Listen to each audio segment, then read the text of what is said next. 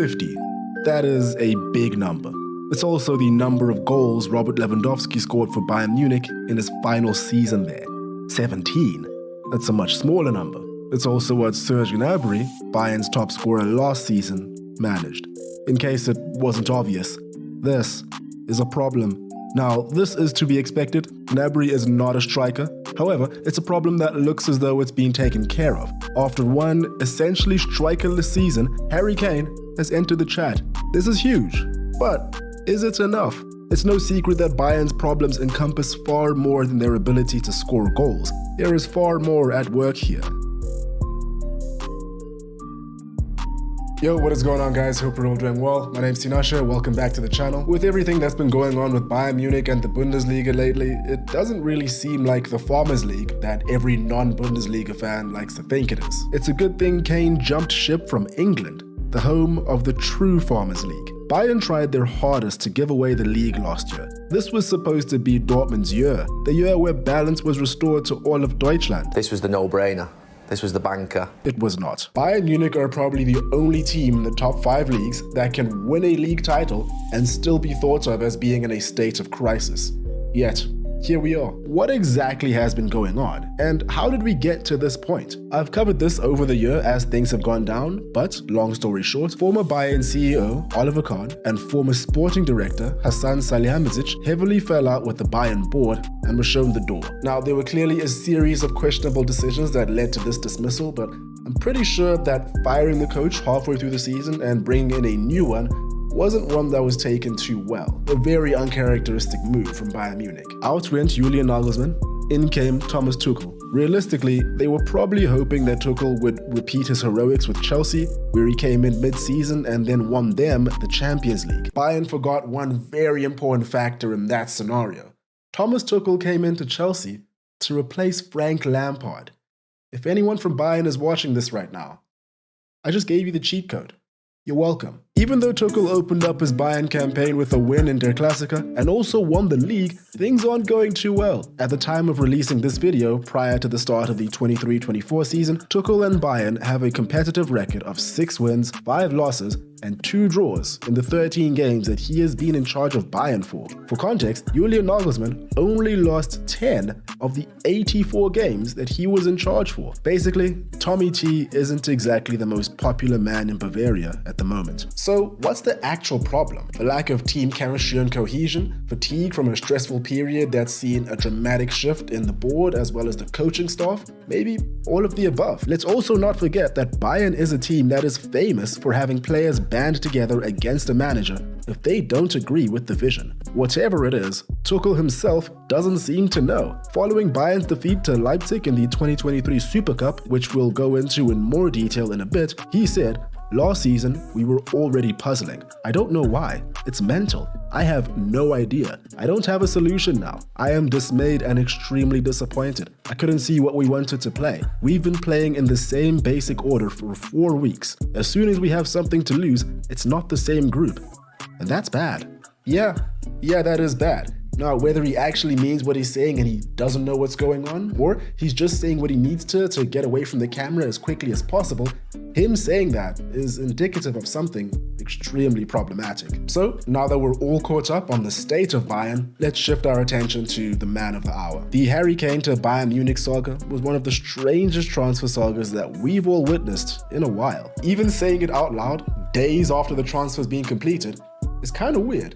The captain of the English national team, a nation that is famous or maybe even infamous for not having their top guys go abroad, has just had their top guy go abroad. I mean, this is surely the biggest English player to move abroad since David Beckham, right? We can debate about Beckham and where he sits when it comes to his generation, but Kane is surely the best of his, I'd say.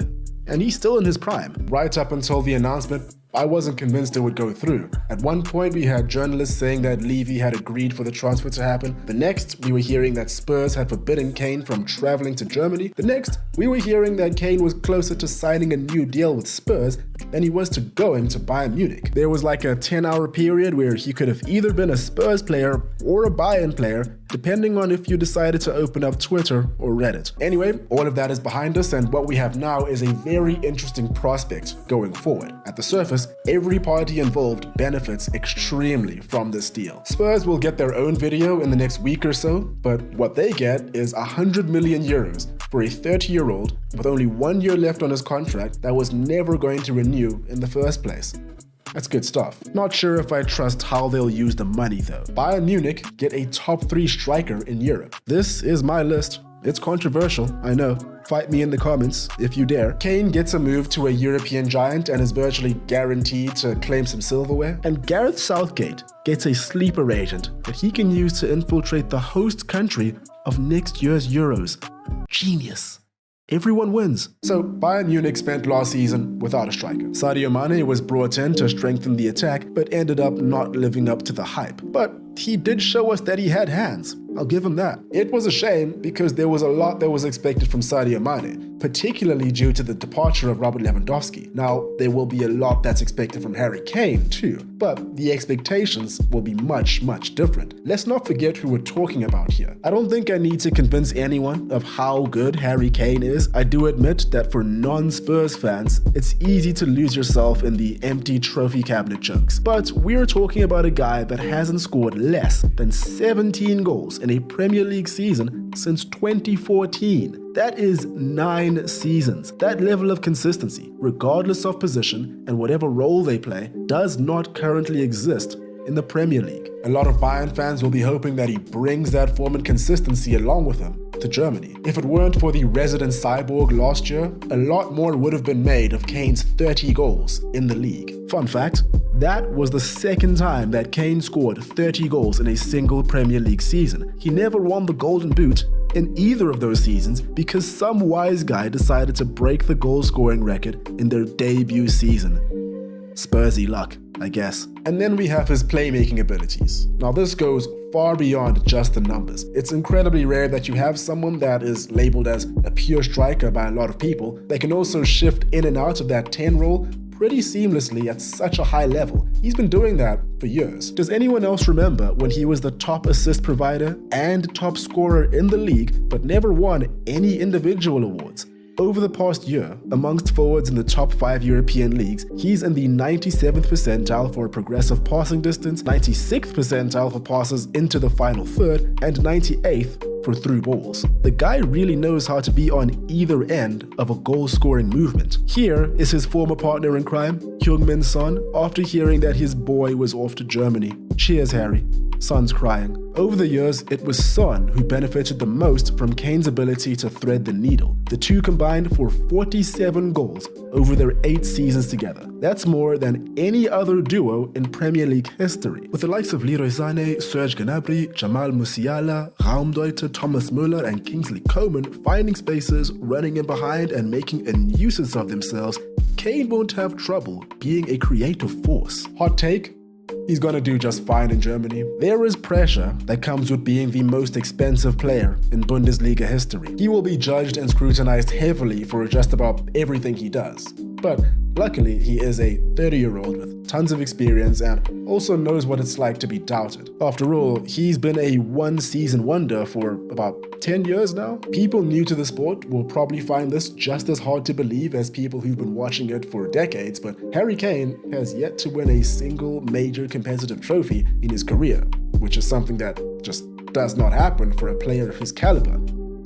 Unless you play for Spurs. The only team that sacks a manager that specializes in winning finals 6 days before they're about to play in a final. It's still unbelievable. Trophies seem like they're a sure thing for the guy, but let's not get ahead of ourselves. His first outing as a Bayern player wasn't very promising. Not because of him though. Bayern were already 2 goals down by the time he came on in the 64th minute. A 3-0 loss to RB Leipzig in the German Super Cup followed. A match that everyone thought would result in Kane picking up his first ever winner's medal actually resulted in Leipzig tearing through Bayern on the counter and exposing them in ways that are becoming increasingly more commonplace. I'm just sorry for Harry Kane. He probably thinks we haven't trained for 4 weeks. Our performance today had nothing to do with what we set out to achieve. It was a very bitter evening. More words from Tuchel. At first glance, while Bayern have gotten rid of a lot of their supposed problems from last year, it looks like things are still dangling in the balance. Whatever happens, I'm here for the ride. This season will prove to be a battle of wills. Will Leipzig and Marco Rose complete their demolition of everything that is sacred to German football? Will Harry Kane's trophy drought curse beat out Marco Reus's Meisterschale curse? All I know is their battle will be legendary. And there we have it. Let me know what you guys think about Kane and Bayern. Feel free to follow all the socials. All the links are in the description. That's all for me today. Hope you guys enjoyed. Hope you're having a great day. Cheers, and I will catch you in the next one.